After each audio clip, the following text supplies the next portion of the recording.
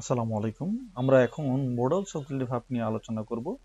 তো modals auxiliary verb সম্পর্কে আমাদের আইডিয়া সবারই কম বেশি রয়েছে যে এটা হচ্ছে এমন একটি ভার্ব যার পরে ভার্বের বেস ফর্ম বসে এবং মজার ব্যাপার হচ্ছে এই মোডালস অক্সিলারি ভার্বের প্রেজেন্ট ফর্মও আছে এবং পাস্ট ফর্মও আছে, কিন্তু এরপরে যে ভার্বটা বসবে সেই ভার্বটা হবে কি বেস ফর্ম। তাহলে প্রথমে আমরা মোডালস অক্সিলারি ভার্বের শুরুতে আমরা ক্যান নিয়ে আলোচনা করব। ক্যান নিয়ে যখন আমরা আলোচনা করব, ক্যান শব্দের অর্থ আমরা জানি পারে বা পারা। এটার অর্থ হচ্ছে বর্তমান ক্ষমতা এবং অনুমতি অর্থে এই ক্যান ব্যবহার করা হয়। কুড ঠিক এর পাস্ট ফর্ম। কুড অর্থ কি? অতীতে ক্ষমতা বা বিনয়ী অনুরোধ বা সম্ভাবনা বোঝায়। এখন মে রয়েছে, মেয়ের অর্থটা কি? মেয়ের অর্থ হচ্ছে কি আনুষ্ঠানিক অনুমতি যদি হয়, সেই আনুষ্ঠানিক অনুমতি নেওয়ার জন্য আমরা এই মে শব্দটা ব্যবহার করছি এবং এটা সম্ভাবনা অর্থেও মে ব্যবহার করা হয়। পরবর্তীতে আমরা এটা প্রত্যেকটা উদাহরণের মাধ্যমে বোঝানোর চেষ্টা করব। তো আমরা মাইট, মাইট হচ্ছে কম সম্ভাবনা অর্থে ব্যবহৃত হয়। মাইট হচ্ছে কম সম্ভাবনা অর্থে ব্যবহৃত হয়। সেখানে হচ্ছে আমরা যদি বলি কম নিশ্চিত সম্ভাবনা, এইটা অর্থে হচ্ছে মাইট ব্যবহার করা হয়। মের ঠিক পাঁচটা হচ্ছে মাইট। মেকে আমি যেখানে বলছি যে সম্ভাবনা, ঠিক এই সম্ভাবনাটা যদি কম হয়ে যায় তখন আমরা মাইট ব্যবহার করব। তো মাস্টটা কি অর্থে ব্যবহার করব? মাস্ট অর্থ আমরা সবাই মোটামুটি জানি যে মাস্ট হচ্ছে গিয়ে কোনো কিছু অব্লিগেশন বা বাধ্যতামূলক, এরকম অর্থে মাস্ট ব্যবহার করা হয়। মাস্ট হচ্ছে শক্তিশালী অভ্যন্তরীণ বাধ্যকতা। যেখানে ফর্মালিটি চলে আসবে তখন আমরা হ্যাভ টু ব্যবহার করব। কি ব্যবহার করব? Have to. এই হ্যাভ টু হচ্ছে ফর্মালিটি, যেমন বাহ্যিক বাধ্যকতা। যেমন আমাদের প্রতিষ্ঠানের যদি কোনো রুলস রেগুলেশন মেনটেন করতে হয়, সেই ক্ষেত্রে আমরা হ্যাভ টু ব্যবহার করবো। আমরা উদাহরণের মাধ্যমে পরবর্তীতে দেখব। শুড, শুড এর অর্থ হচ্ছে পরামর্শ বা সুপারিশ, এর ক্ষেত্রে শুড ব্যবহার করা হয়। অট টু হচ্ছে ঠিক একই রকম, হ্যাভ টু যেরকম ব্যবহার করেছি আমরা হ্যাভ টুর মতোই, যে এখানে বিষয়টা হচ্ছে কি আনুষ্ঠানিক যদি পরামর্শ হয় সেখানে আমরা শুড ব্যবহার করব। উইল, উইল হচ্ছে ভবিষ্যতের কোনো কিছু প্রকাশ হবে বা ভবিষ্যতে কোনো কিছু আমরা বলতে গেলে আমরা উইল ব্যবহার করব এবং প্রতিশ্রুতির ক্ষেত্রেও উইল ব্যবহার করি। যেখানে উড, উডের ব্যবহারটা আমরা কোথায় করি? উডের ব্যবহারটা হচ্ছে যেখানে আমরা বলছি বিনয়ী প্রকাশ করে, বিনয়ী প্রকাশ করতে আমরা উড ব্যবহার করব এবং হচ্ছে কাল্পনিক কোনো কিছু প্রকাশ করতে আমরা উড ব্যবহার করব। শ্যাল হচ্ছে আনুষ্ঠানিক প্রস্তাব বা পরামর্শ। এখন আমরা দেখব প্রত্যেকটার উদাহরণের মাধ্যমে যে একটা প্রতিটা আমরা কথাগুলি বলেছি যে ক্যান হচ্ছে ক্ষমতা, অনুমতি, সম্ভাবনা। এখন আমরা উদাহরণের মাধ্যমে দেখব। যে প্রথমে যদি আমরা দেখি, এখানে একটা বাক্য লিখেছি হচ্ছে শি ক্যান সিংস বিউটিফুলি। এইখানে আমরা দেখছি যে সক্ষমতা, বর্তমানে যদি ক্ষমতা বোঝানো হয় সেখানে আমরা কি বলছি যে she can sing beautifully. She can do the work, আমরা এরকম বলতে পারি he can do the work, I can do the work. তার মানে আমার সক্ষমতার জায়গাটা, সক্ষমতা যদি বোঝানো হয় সেক্ষেত্রে আমরা এটা ব্যবহার করব। আশা রাখি এই সক্ষমতার বিষয়টা ক্লিয়ার হয়েছে। আমরা যদি অনুমতির ক্ষেত্রে আমরা যদি বলি, যেমন can I go out now, can I have your pan please, এরকম যদি আমরা ব্যবহার করি যে can I do the work, আমরা কি কাজটা করতে পারি, এখানে অনুমতি যদি পারমিশন আমরা কারো কাছ থেকে নেই তখন আমরা ক্যান ব্যবহার করব। তো সম্ভাবনা যেরকম it can rain letter today, আজ পরে বৃষ্টি হতে পারে। ইট ক্যান হ্যাপেন টুডে, এটা ঘটতে পারে। এরকম অর্থে আমরা ক্যান ব্যবহার করতে পারবো। তাহলে ক্যানের বিষয়টা আমরা দেখলাম, বর্তমানে সক্ষমতা বোঝাচ্ছে, পারমিশন বোঝাচ্ছে এবং পসিবিলিটি বোঝাচ্ছে। আমরা কুড নিয়ে আলোচনা করব। ক্যানের পাস্ট ফর্ম হচ্ছে কুড, সেটা আমরা জানি। অতীতে যদি সক্ষমতা বোঝানো হয় সেক্ষেত্রে আমরা কুড ব্যবহার করতে পারি। ঠিক এরকম অনুমতি নেওয়ার ক্ষেত্রে আমরা ব্যবহার করতে পারি সম্ভাবনা এবং বিনয়ী অনুরোধ। নতুন করে এটা পেলাম। এবার আমরা দেখবো যে অতীতে সক্ষমতা, যেমন সে 5 বছর বয়সে সাঁতার কাটতে পারতো।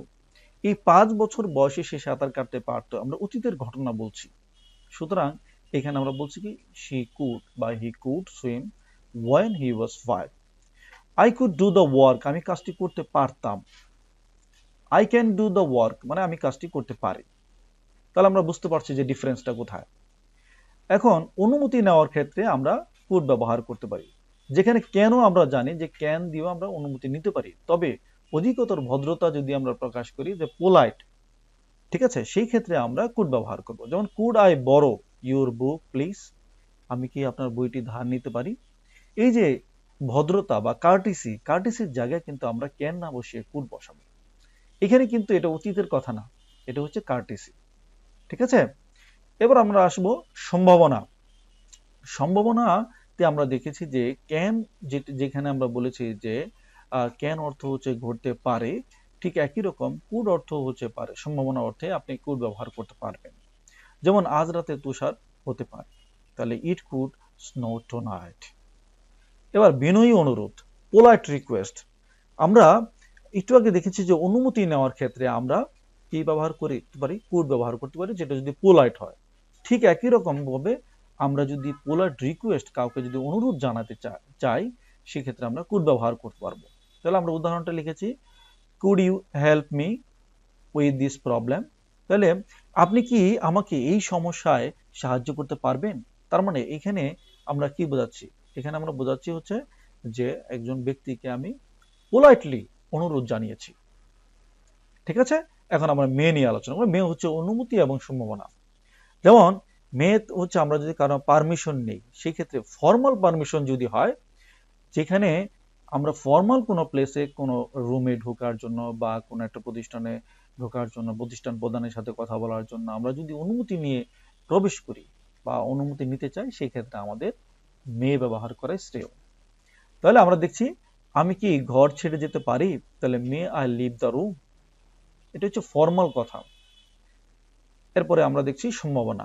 সম্ভাবনা সম্ভাবনা তো আমরা কিন্তু ক্যান ব্যবহার করেছি, কুড ব্যবহার করেছি, কিন্তু মে যখন আমরা ব্যবহার করব তখন সম্ভাবনাটা হবে আরেকটু বেশি, ক্যানের থেকে বেশি, কুডের থেকে বেশি।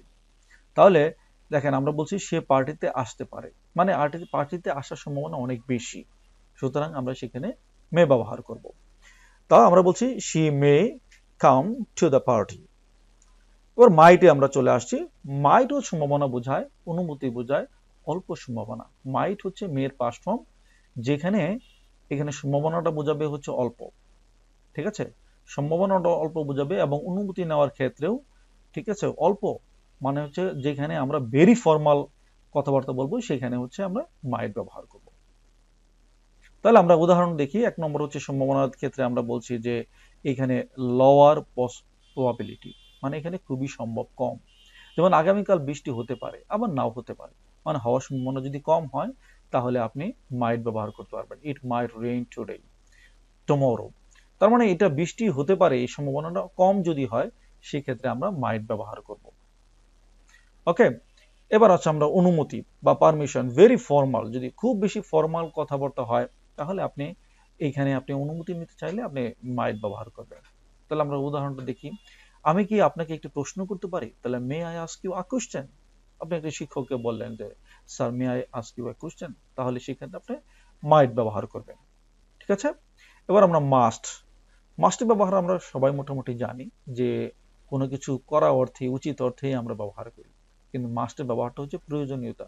যদি কোনো কিছু প্রয়োজনীয়তা হয় সেই ক্ষেত্রে আমরা কিন্তু মাস্ট ব্যবহার করব। এরপরে আমরা দেখছি যে বাধ্যবাধকতা বা অনুমান, এই তিনটি ক্ষেত্রেই আমরা মাস্ট ব্যবহার করি। আসেন প্রয়োজনীয়তার ক্ষেত্রে, গাড়ি চালানোর সময় আপনার সিট বেল্ট পরা আবশ্যক। সিট বেল্ট পরা আপনার কি প্রয়োজন? ঠিক আছে, এটা আপনার প্রয়োজনীয়তা। You must wear a seat belt while driving. প্রয়োজনীয়তা অর্থে মাস্ট ব্যবহার করতে পারবেন। এবার আসেন অব্লিগেশন। অব্লিগেশন ক্ষেত্রে কিরকম? যেমন আমার রাতে খাবারের আগে হোমওয়ার্ক শেষ করতে হবে। তার মানে রাতে খাওয়ার আগে যে হোমওয়ার্ক শেষ করতে হবে, সেক্ষেত্রে আমি কি বলছি, এটা আমার একটা বাধ্যবাধকতা, ইন্টারনাল বলতে পারেন, ইন্টারনাল অব্লিগেশন। মানে হচ্ছে আমার নিজেই নিজেকে এরকম অব্লিগেশন দিচ্ছি যে আমাকে অবশ্যই, বা আমার আব্বু বলছে, আমার আম্মু বলছে যে আমাকে রাতের খাবারের পূর্বে ডিনার শেষ করতে হবে, আমি সেটাই বলছি, তো I must finish my homework before dinner. এবার আসি আমরা, যদি অনুমান হয় যে সে এখন বাড়িতে তার এখন বাড়িতে থাকা উচিত। অ্যাজাম্পশন, কোনো কিছু যদি আমরা এরকম অ্যাজাম্পশন করি, মানে অনুমান করি, প্রেডিকশন করি, সেক্ষেত্রে আমরা কি করব? মাস্ট ব্যবহার করব। ঠিক আছে, তাহলে she must be at home now. এবার আমরা আসলাম হ্যাভ টুর ব্যবহার। হ্যাভ টু এবং মাস্ট এর ব্যবহারটা অনেকটা একই রকম, তবে হ্যাভ টু হচ্ছে গিয়ে আপনার যদি কোনো প্রাতিষ্ঠানিক অব্লিগেশন থাকে সেক্ষেত্রে আমরা হ্যাভ টু ব্যবহার করি। যেমন আমাদের স্কুলের নিয়ম মেনে চলা উচিত, we must follow the school rules. এখানে স্কুলের যে নিয়ম মেনে চলা উচিত এটা কিন্তু আমাদের প্রাতিষ্ঠানিক বাধ্যবাধকতা, তার মানে হচ্ছে এটা ফর্মাল অব্লিগেশন। এবার আমরা আসলাম শেলের ব্যবহার। শেল হচ্ছে অফার বা প্রস্তাব, আমি কি আপনার জন্য দরজা খুলবো, ঠিক আছে? তাহলে shall I open the door for you. তাহলে এখানে আমরা প্রস্তাব দিচ্ছি, কাউকে কোনো প্রস্তাব দিতে চাইলে আমরা শ্যাল ব্যবহার করতে পারি। এবং ভবিষ্যতের কর্ম বা future action, that is formal. যদি ফর্মাল কথা আপনি বলতে চান, ভবিষ্যতের কোনো কাজ, তাহলে আপনি কি শ্যাল ব্যবহার করতে হবে। আমরা আবার পরের সপ্তাহে দেখা করব, এটা ফর্মাল একটি স্পিচ। তাহলে we shall meet again next week. এবার আমরা আসলাম শুডের ব্যবহার। শুডে আমরা দেখছি এখানে পরামর্শ, বাধ্যবাধকতা এবং হালকা করে যদি আমরা এরকম কিছু বলি, যেমন ইউ শুড এক্সারসাইজ রেগুলারলি, আপনার উচিত রেগুলারলি ব্যায়াম করা। এই যে আমরা এটা উপদেশ দিলাম, অ্যাডভাইস করলাম, পরামর্শ দিলাম, পরামর্শের ক্ষেত্রে আমরা শুড ব্যবহার করি, তোমার নিয়মিত ব্যায়াম করা উচিত, ইউ শুড এক্সারসাইজ রেগুলারলি। হালকা বাধ্যবাধকতা যদি যেই শব্দগুলি রয়েছে, এরকম একটা বাক্য যদি আমরা তৈরি করি, যেমন তার আগামীকাল মিটিং এ অংশগ্রহণ করা উচিত, বাট উচিত কিন্তু আপনি যদি মিটিং এ প্রেজেন্ট না থাকেন তাহলে আপনাকে কোনো জরিমানা করা হবে না বা আপনার বিরুদ্ধে কোনো ব্যবস্থা নেওয়া হবে না, সেই ক্ষেত্রে আপনি শুড ব্যবহার করতে পারবেন। যেমন he should attend the meeting tomorrow.